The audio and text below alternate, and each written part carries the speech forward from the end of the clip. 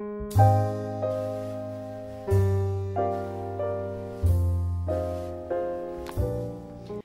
everyone, it's me, Nikki, and this is Sean and Gus. These are my special guest stars this morning. Happy November! It is my favorite month of the year for a few reasons, but anyway, I wanted to just kind of post a video because it is the beginning of a new month, and so a lot of people are turning over their calendar pages and kind of planning out for this fall season and all the holidays coming up and stuff.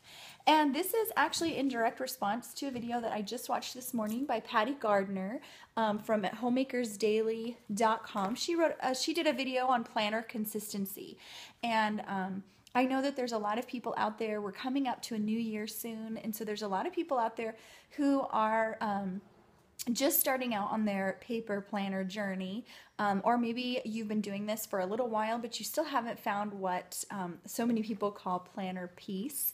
And you know what? That's okay. And I just wanted to kind of post a little response, I guess, to her video, because she talks about, and I'll link to it below, but she talks about how it's okay to be inconsistent. A lot of times I think that we think we have to fill every blank space in our planners, in our pages, in order to be using them well or using them properly. And really, honestly, I don't think that exists. I think that, you know, we all have our strengths, we all have our weaknesses, but you know what? We're all busy. That's why we're using planners. That's the whole point of a planner, is to help us organize our time, because we're very busy people. And so, you know what? Sometimes we're going to be inconsistent because we're not perfect people either. And honestly, you guys, as much as I love my planner, and I know a lot of people out there love planners, they're just planners. They're not the end-all be-all of everything. So it's okay if your pages aren't perfectly decorated. It's okay if you haven't filled every blank spot. It's okay if you have dog slobber on your pages sometimes, or scribbles. You know, maybe your kids got a hold of your beautiful book and they added some artwork, and that's okay. Don't feel like your planner has to be perfect, because it doesn't matter as long as it works for you. And that's what I just want to encourage you to find, what works for you. So I'm just going to do a short video and just kind of show you how I go through my setup and how I go through getting my planner ready, and show you where I have some inconsistencies as well. So I'm going to turn this around and I'm going to actually use my new setup here. I don't know if you can see it behind me, but right there, that is a chair on my dining room table. It has holes in it, and I'm going to use that as a tripod today so that I don't have to hold this camera and be all shaky. So anyway, I'm going to flip the camera around and hopefully share with you a couple of interesting things. And if not, feel free to just stop the video now or fast forward through all of my talking and get straight to the good stuff. All right? All right, so just as a side note, here's what I'm doing. Here's how I'm videotaping this today. Taping it, throwback, I'm an 80s child, so I don't know, I keep saying videotaping, but you know, recording. So anyway, here's my little fancy Target folding chair setup for you. And there's Sean. He gave up on the video. So anyway, all right, so here we go.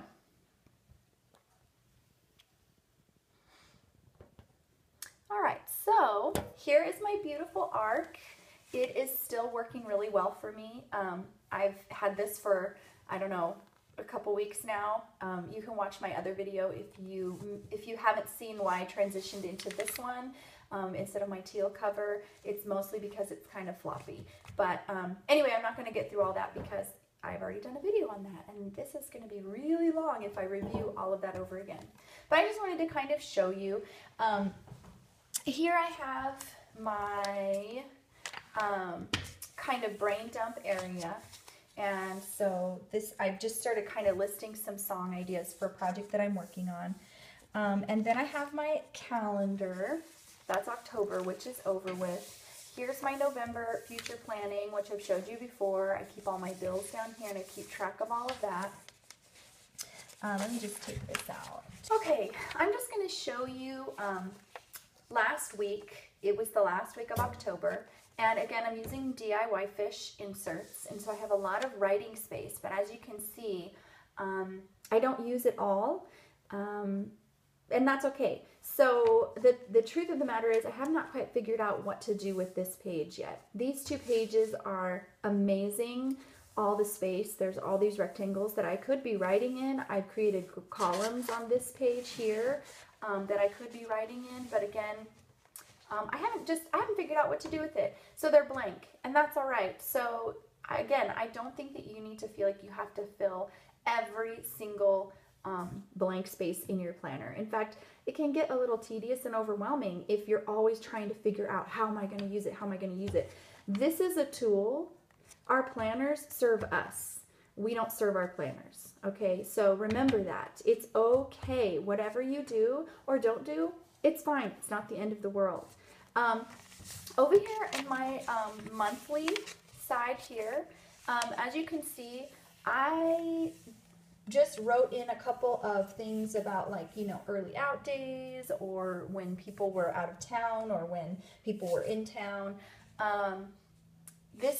I don't really use this a whole lot, so I refer to this occasionally, but really I do tend to write all this stuff in my daily pages anyway. But I like having my monthly here so that I can kind of see when something is coming up. It's also a good reference when I'm trying to find a day. I can see what week that day falls in, and I can flip to that pretty quickly.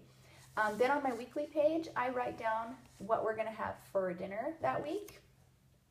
Now, as you can see, I'm not consistent. I don't always follow this, and I don't always write down what we're going to have. You know, I don't plan for some days, and that's okay. And again, these pages I left blank, and they're blank for, I believe, this whole month.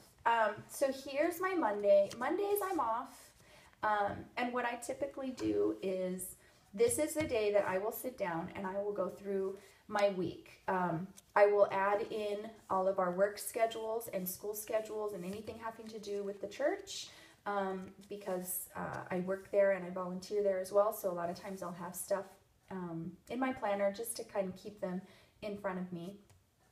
I use this as a to-do list, and so I'll write down everything that I need to do.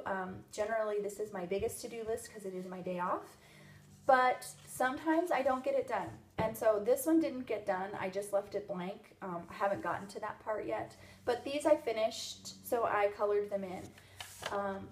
And I like to write the verse of the day up here. I think I've mentioned that before, but you know what? I don't always get to it every day. So sometimes on Monday, I will go back through the previous week and fill this in. And that isn't because I feel pressure to do it, it's just because I like to do it. And occasionally, after a couple days, maybe I'll have time to go through and do it, so I'll do it a couple days. I don't always do it once a week. I do try to do it once a day, just because this means a lot to me. But pretty much, I spend a morning on Mondays, and I plan out my whole week. I go through all of my daily pages, and first I fill in all of the big stuff. I fill in the big rocks. If you ever have watched that jar video, you put in the big rocks first. Then you go back and you put in the little stuff, appointments, things like that. Then I plan out my to-dos. If I know that I have a lot that I have to do and I'm not going to get it all done on this day, or perhaps it's something that has to be done on a certain day, I'll go back through and I'll schedule them in a week. For instance, I'm doing an assignment. I'm doing a workbook for a class, and it's a huge workbook, and I have to have it done in a specific amount of time. So I've gone through this week and I've scheduled the sections that I'm going to do on that. Also on here, because I work at the church, sometimes I'll use this as a to-do list. Let me see if I can find, oh, here, perfect. This is one thing on my to-do list that I didn't get done. So on that day, so I wrote an arrow in here so that I knew to move it forward. Here's where I'm inconsistent. Sometimes I'll rewrite it on the next day, and sometimes I don't. And so I just have to remember to go back and double check that. So usually at the end of the week, because again, Friday is also my day off, I'll go back through the week and I'll see if there's anything that I didn't do that needs to be moved forward or needs to be rescheduled. But again, I don't do this every day. Sometimes I only go through my planner on Monday and Friday, and the rest of the time I just use it as a quick glance to-do list throughout the week, especially when I'm at work. I've recently started, as in like just this week, I've recently started using it as a to-do list. Like I said right here, these are the things that I had to do this day at work, and I just, instead of scheduling anything in here, I use this as a to-do list. So, like I said, I'm not super consistent. Some days I use that to schedule, some days I use it as a to-do list. It just depends on what's going on that day. This particular day I used it as a schedule. So, there you go. Nothing too exciting. And again, sometimes I do little arrows and sometimes I do lines. I very rarely ever color this in. I've seen people who color it in and I think that that is beautiful, but I am just not, I guess I'm lazy, so I don't do that. But that's okay. It's all right. It's my planner. I can do what I want, right? So then turning over to a new month, it is now November, which is exciting. Again, I didn't even, look, see how inconsistent. I didn't set anything up in here yet. It's not too late. It's only the 3rd, so I still have time to do this if I wanted to, but I just wanted to show you that it's not perfect, and that's okay. Again, the planner is here to serve me. I do not serve the planner. If anybody has any ideas on how they use these pages, please let me know, because I love the concept, but I haven't figured out what to put in here. So anyway, and speaking of inconsistency here, you can see I accidentally punched the wrong side. I got a little punch happy. So then moving on to this week, again, I have my menu here. I didn't put anything down for that week. More blank pages. And so what I've done for this month, and I mentioned in my last video, is I put all the weeks together in the beginning of the month. And then I have my, where did the day go? Oh, this is left over from last week. See, again, I didn't even move my marker. More inconsistencies. Yay for me, Patty Gardner. We're sisters, girl. Okay, so so here is today. Now, I have not gone through yet to organize my week. So as you can see, this is pretty blank. I did write up here as a memo. I haven't done my scripture verse yet today. I haven't blocked off any of my big stuff today or for the whole week yet. And in fact, did I? I did. I actually did write everybody's names in some of these pages, so that's good. But I know that, I guess for November I did. Yeah, I can mark that off my list, but I don't think I did it for December yet. So anyway, this is a very rambly video, but I just wanted to let you know that it's okay. Again, I just wanted to agree with her that it's okay to be inconsistent with your planner. And I just wanted to show you this is kind of what I do.